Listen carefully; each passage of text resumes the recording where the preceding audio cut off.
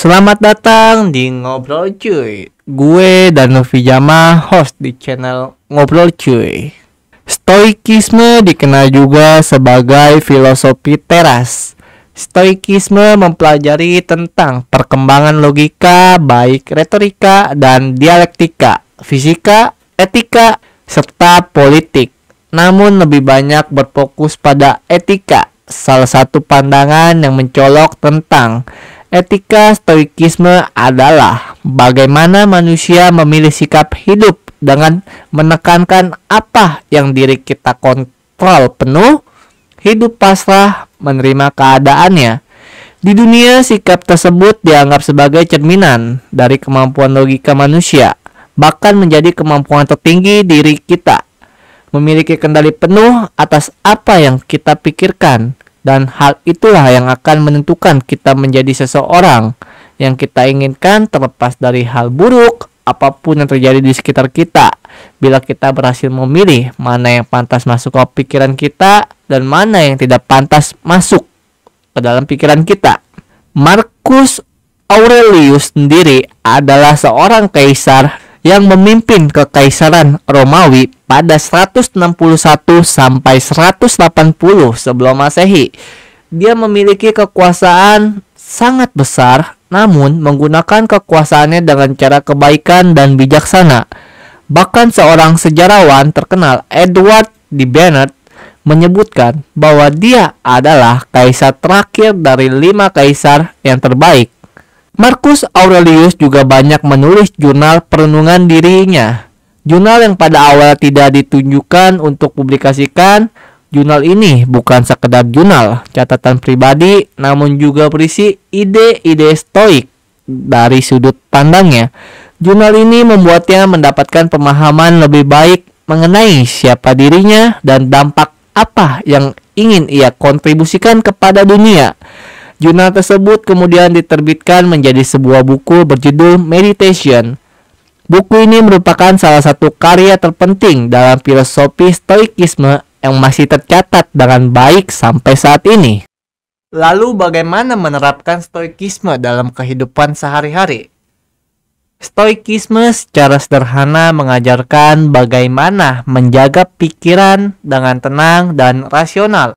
Tidak peduli hal buruk apapun yang terjadi pada diri kita, kita tetap fokus pada apa yang dapat kita kendalikan dan tidak khawatir atau memasrahkan hal-hal yang tidak dapat kita kendalikan. Ajaran stoikisme bisa kita terapkan dalam kehidupan sehari-hari. Beberapa poin yang bisa kita terapkan dalam kehidupan sehari-hari. Fokus pada hal yang bisa kita kendalikan. Semakin kita menghargai hal-hal yang ada di luar kendali kita, maka semakin sedikit kendali yang kita miliki. Dalam kalimat itu, kita dapat mengambil pelajaran bahwa kita harus fokus pada hal yang bisa kita lakukan, yang bisa kita kontrol, yang bisa kita kendalikan. Dan tidak ada gunanya menghabiskan waktu untuk mengurusi hal-hal yang tidak bisa kita ubah, yang tidak bisa kita kendalikan. Contohnya kenyataan bahwa seseorang terlahir di keluarga yang kurang mampu, menghabiskan waktu bila dia terus meratapi nasib bahwa dirinya hanyalah orang miskin dan tidak mudah melakukan banyak hal karena keterbatasan biaya. Daripada berfokus pada kekurangan, lebih baik berfokus pada hal-hal apa yang bisa dilakukan dengan kekurangannya yang dimiliki, misalnya menjadikan kemiskinan sebagai alasan untuk rajin belajar dan menjadi yang terbaik di sekolah, dan kemudian menjadi alasan untuk bekerja keras dan terus meningkatkan skill. Pelajarilah kehidupan dari orang-orang hebat. Jangan menganggap sesuatu tidak mungkin dilakukan hanya karena kamu merasa sulit.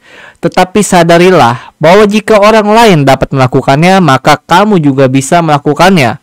Marcus Aurelius mengingatkan bahwa jika kita terus-menerus memiliki pandangan negatif, maka semuanya yang kita temui akan tampak negatif. Dan ketika kita berpikir tidak akan bisa melakukan sesuatu, kemungkinan besar kita benar-benar tidak bisa melakukannya. Maka teruslah belajar dari orang-orang hebat.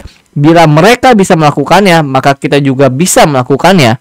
Kesulitanlah yang akan membuat kita menjadi pribadi yang lebih baik dan lebih kuat. keberanian, kesederhanaan, keadilan, kebijaksanaan. Penganut stoikisme mempercayai 4 hal ini. Keberanian, kamu telah melewati hidup tanpa lawan. Tidak ada yang pernah tahu apakah kamu mampu, bahkan kamu sendiri tidak tahu. Kata Seneca, dunia kadang ingin tahu di mana tempat yang tepat untuk kamu.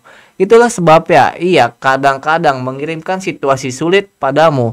Pikirkan bahwa ini bukan sebagai ketidaknyamanan atau bahkan tragedi, tetapi tanamkan dalam diri bahwa ini menjadi peluang sebagai pertanyaan untuk jawaban di mana kamu akan berdiri nanti. Kesederhanaan, tanyakan pada dirimu sendiri setiap saat, apakah ini perlu, kata Marcus Aurelius. Lebih lengkap lagi, Marcus Aurelius berkata bahwa jika kamu mencari ketenangan, lakukan lebih sedikit, atau lebih tepatnya lakukan apa yang benar-benar penting dengan cara apa yang diperlukan, karena sebagian besar dari apa yang kita katakan dan kita lakukan tidak penting.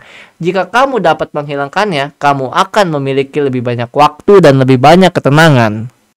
Keadilan dalam tindakanmu sendiri, di mana pikiran dan perbuatan akan menghasilkan kebaikan bersama. Untuk apa kita dilahirkan? Kata Marcus Aurelius. Pada dasarnya manusia tidak dilahirkan untuk dirinya sendiri. Manusia diciptakan demi manusia yang lain, agar mereka dapat saling berbuat baik satu sama lain. Maka kita harus mengikuti alam sebagai panduan untuk mewujudkan kontribusi kita untuk kebaikan bersama. Marcus berkata bahwa imam ketabahan dan kebenaran sangat penting untuk mempertimbangkan apa arti bertindak tidak adil. Kebijaksanaan, kita diberi 2 telinga dan 1 mulut untuk sebuah alasan, yaitu supaya kita lebih banyak mendengarkan daripada berbicara, kata Zeno. Dan lebih lanjut, karena kita memiliki 2 mata, maka kita berkewajiban untuk membaca dan mengamati lebih banyak daripada berbicara. Stoikisme mengajarkan kita untuk selalu bersikap bijaksana dan rendah hati dimanapun.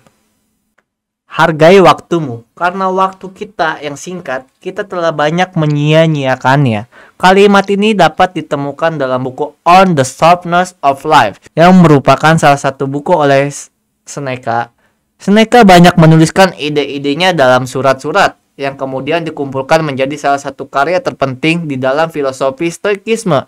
Surat-surat Seneca ini dibuat menjadi buku yang berisi pesan dan penjelasan, pelajaran, bagaimana menjalani hidup, bagaimana cara bersikap menghadapi orang lain, bagaimana cara menjalani hidup sebaik mungkin, menghadapi segala kesulitan, sampai dengan lebih peka terhadap emosi seseorang. Seneca menghindari penyampaian teori yang rumit dan lebih menyukai penyampaian yang lebih simpel. Filsafat harus mampu memberikan panduan mengenai bagaimana kita menghadapi peristiwa nyata dalam hidup. Banyak orang mengeluh betapa sedikitnya waktu yang mereka miliki dalam hidup. Padahal menurut Seneca, hidup ini cukup panjang dan telah diberikan dalam ukuran yang tepat untuk memungkinkan pencapaian hal-hal yang paling besar. Jika kita dapat menggunakannya dan menginvestasikannya dengan baik, tetapi ketika waktu disia-siakan dalam kemewahan dan kecerobohan hingga digunakan untuk tujuan yang tidak baik, dan kemudian kita mulai menyadari ada banyak hal penting yang harus kita lakukan, kita melihat semuanya sudah berlalu, waktu kita mulai habis.